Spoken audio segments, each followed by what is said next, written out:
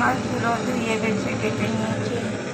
এখানে তেল বসিয়ে দিয়েছি, কটা কটা করে ভেজে নেব, অল্প কয়েকটা করে। দেখতে থাকো।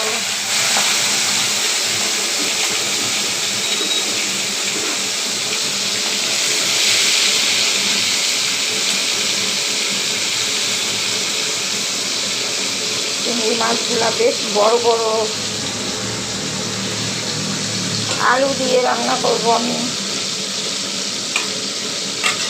তো বন্ধুরা, তোমরা কে কোথায় আছো, কাদের ওখানে কীরকম গরম পড়েছে একটু কমেন্টে বলো।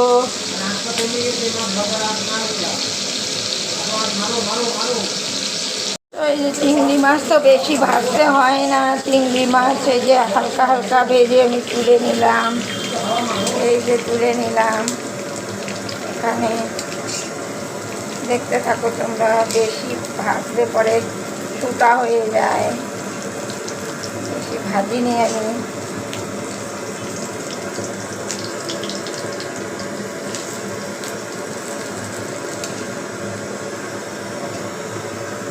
এবার অল্প কয়েকটা আছে, দুবারে ভেজে নেব।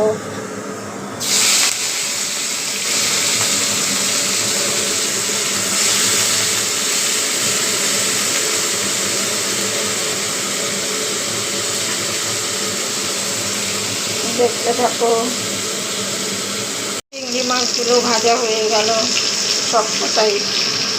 এখন আমি এর মধ্যে একটু তেল অ্যাড করব এবং ওই আলু আর পেঁয়াজ, আলু পটলগুলো ভেজে নিব।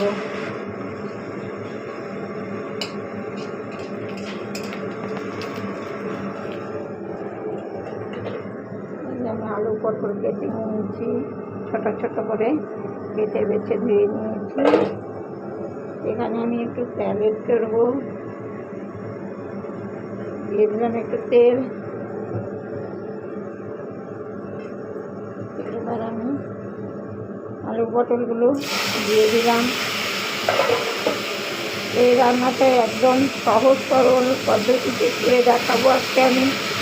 গরমের দিন তো বেশি তেল মশলা খাওয়া ঠিক না, এই জন্য আমি একদম সহজভাবে করে দেখাবো।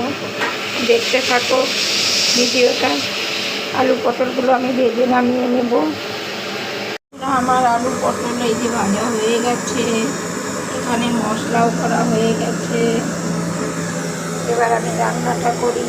দেখো, এখানে আমি কড়াইতে তেল দিয়ে দিয়েছি। এবার দিব আমি একটা শুকনো লঙ্কা আর একটু জিরা ফোড়ন। গরমের দিন আমি বেশি গরম মশলা ইউজ করলাম না, নর্মালভাবেই রান্না করলাম। দেখো রান্নাটা তোমাদের কীরকম লাগে কমেন্ট করো বন্ধুরা। এইভাবে করে খেয়ে দেখো, খুব ভালো লাগবে। এবার দিয়ে দিব আমি পেঁয়াজ। স্টোভের আওয়াজ তোমরা একটু কষ্ট করে দেখে নিও, শুনে নিও। পেঁয়াজটা একটু ভাজা ভাজা হয়ে গেলে আমি এখানে মশলাটা অ্যাড করবো।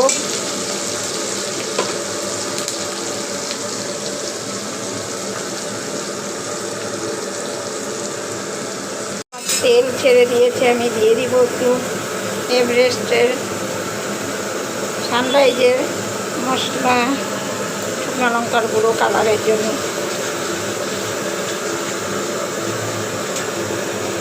এবার আমি দিয়ে দিলাম আলু আর পটল।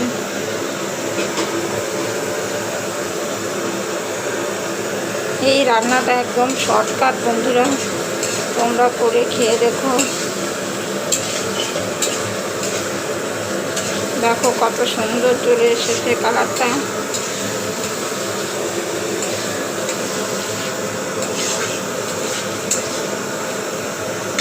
আর একটু ভাজা হলেই আমি জল দিয়ে দেবো ওখানে। জিনিস আমি এখানে অ্যাড করব। এই দেখো, একটু আমি দই দিব। খুব টেস্টি হয় বন্ধুরা, এইভাবে রান্না করে খেয়ে দেখো।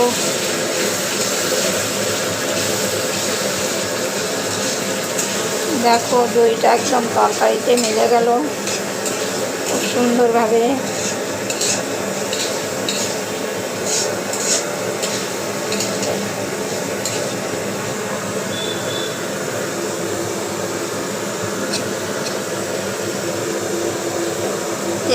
দিয়েছে। এবার আমি দেব মশলার মিক্সি ধোয়া বাটিটা ধুয়ে একটু জল।